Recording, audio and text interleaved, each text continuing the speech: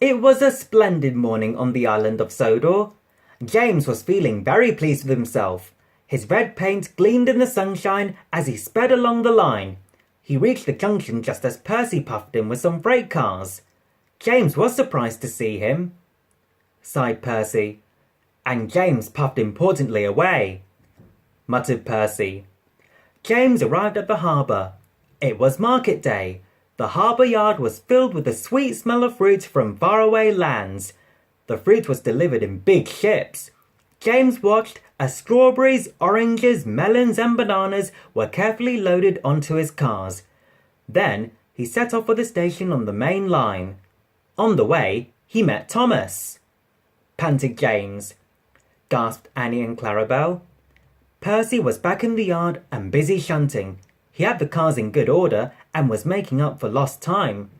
But the station master had bad news, asked Percy's driver.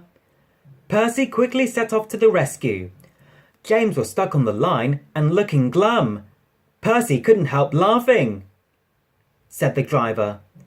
James angrily hissed steam as Percy was coupled to the cars, said Percy.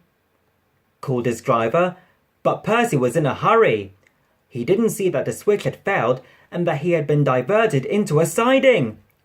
Shouted his driver and applied the brakes, but it was too late. The driver and fireman had jumped clear, but squashed fruit squirted all over Percy. Sir Topham Hatt arrived, and Percy squelched sadly away. That night, the shed was silent. James and Percy felt very sorry for themselves. At last, Thomas spoke. He said to no engine in particular. Still there was silence, said a voice.